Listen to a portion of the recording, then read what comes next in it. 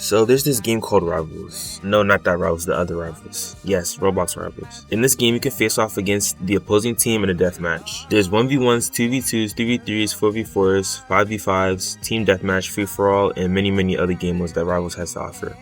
You can increase your level, build your own loadout, buy weapon skins, charms, wraps, and even emotes as of a few months ago.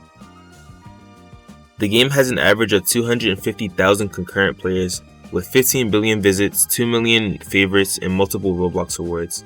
Yes, this game is well known within the Roblox community, but what makes the game so appealing? There are 4 different types of items you can choose from to build your loadout, each one drastically changing the way that you go about fighting your opponent. Primary, secondary, melee, and utility. The primary lineup consists of an assault rifle, a bow, a burst rifle, a crossbow, a gunblade, an RPG, a shotgun, a sniper, an energy rifle, a flamethrower, a grenade launcher, a minigun, a paintball gun, distortion, and permafrost. Onto the secondary items, we have daggers, a flare gun, a handgun, a revolver, a shorty, a spray, an Uzi, energy pistols, an exogun, a slingshot, and warper, which is basically just a portal gun. For melee weapons, we have a battle axe, a chainsaw, fists, a katana, a knife, a riot shield, a scythe, a maul, a spear, and a trowel.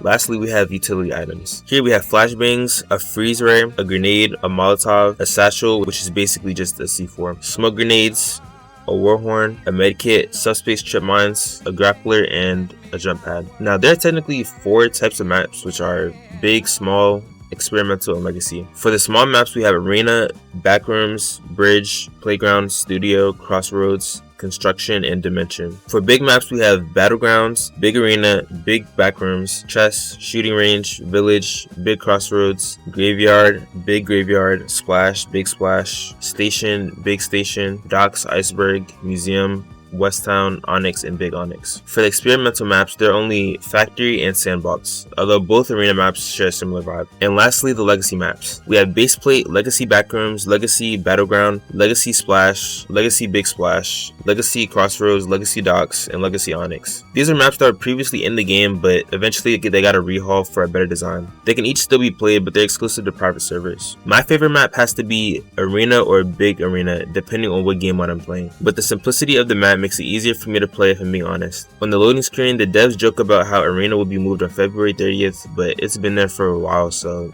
I think it's not going anywhere. My personal favorite loadout I find myself using the most is AR, Warper, Scythe, and Warhorn. Basically, when Warhorn is used, it gives the player and their teammates a speed boost for a period of time. I'd say the most commonly used gun among the top players is probably the sniper. It's gone through countless nerfs because people were using it too much. And even now, I'd say it's still probably one of the most top used weapons present day. The one thing I haven't unlocked is jump pad, but from what I've seen, it's only good in certain maps and half decent at that. In the shop, you can buy skin cases which go for 249 Robux each, wrap boxes which cost 5 keys each, limited time wraps which vary depending on the one that you choose to buy, finishers which cost 10 keys each, and charm capsules which cost 3 keys each. If you go to the next section of the shop, you can also buy weapon bundles, cosmetic bundles, and even purchase directly what skins, wraps, emotes, or charms you want to buy if the daily shop has them, which resets every day at 7 PM. If you go all the way to the section on the right, there are key bundles you can purchase, with the lowest being 10 keys for 49 Robux and the highest being 1,100 keys for 4,999 Robux.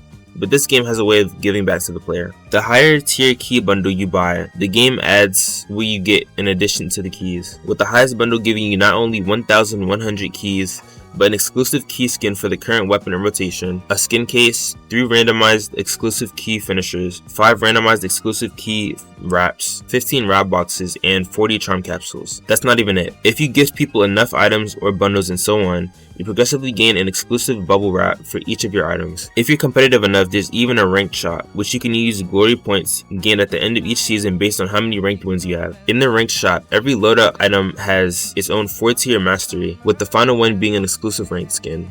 So what makes Rivals so fun? Rivals was released on June 28th, 2024. Ever since then, it's been able to hold a consistent player base and release updates on a somewhat reasonable schedule. But what is it that keeps players coming back? Well, one thing to blame is the flashy, wacky, cartoony atmosphere that it brings during gameplay. The maps are brightly colored, separated and categorized from small enclosed maps to large and in the open ones. This gives players a variety of different playstyles to choose from depending on the items they've unlocked throughout their time playing the game. Not only that, but the fast-paced, skill-based fast-paced movement mixed with the forgiving amount of accuracy makes each shot feel deserved and worthwhile. The user interface is very beginner-friendly and adds to the wacky aspect of the game. The settings offer a wide variety of accommodations so that the player can adjust according to their own style. This even includes a custom crosshair, which is something you don't really see in a lot of Roblox games and even real one-off games at that, outside of Roblox.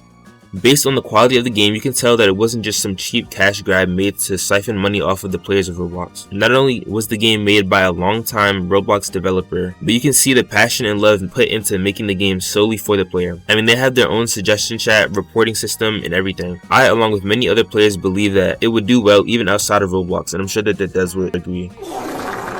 Okay, enough Blazing Rivals. Even though it's a very fun game, it still has its downsides just like any other fun game. One issue with Rivals, which is players have voiced many times in the past, is the headache-inducing amount of hackers. The developers have implemented their own anti-cheat system, but I guess it just doesn't seem to be strong enough.